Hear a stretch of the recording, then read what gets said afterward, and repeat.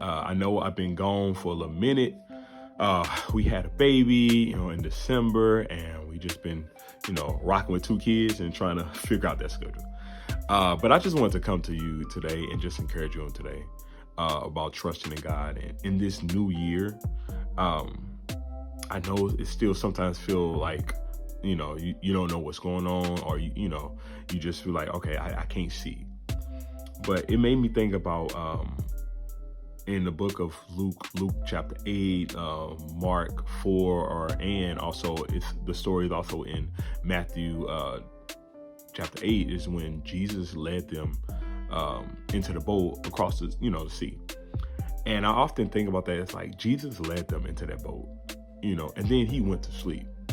And then, the wind and the waves and stuff, all that happened. And then they were like, where's Jesus? So they wake him up. And what's always interesting to me, he said, ye of little faith, where's your faith? And that always was kind of interesting. Like, why would he wake up and say that? Then he cast the wind, and then, calm the waves and stuff. But I was like, why would he say that?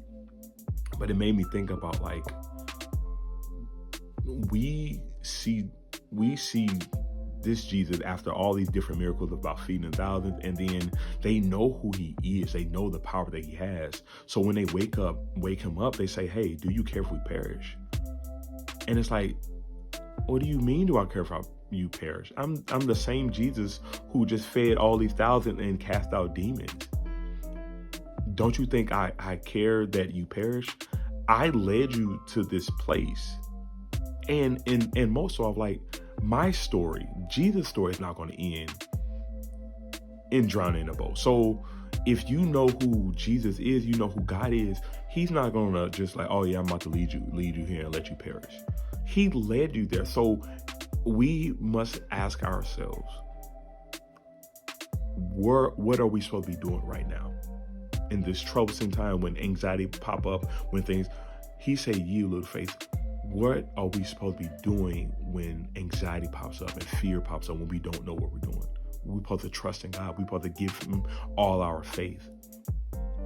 And it was interesting, he calmed the wind, which is sometimes, I believe, it's our mind, like different things come up. Oh, what am I supposed to, and then anxiety, and we being tossed to and fro because double-mindedness, like, did God really say this? Or have I been just walking blindly and not really hearing from him? And all these lies of the enemy. That's why you have to cast down every stronghold, cast down every imagination, every high thing that exalts itself above the knowledge of God, and brings to captivity to the thoughts of obedience of Christ.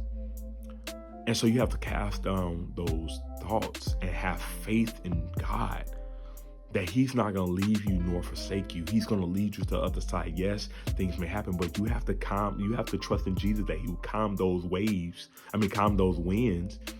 and then the waves of your life will kind of start calming, because you took hold of your mind. You gave it to Jesus, like, Jesus, I have fear. I need you to take over my mind, take hold of my mind. Let us have the mind of Christ.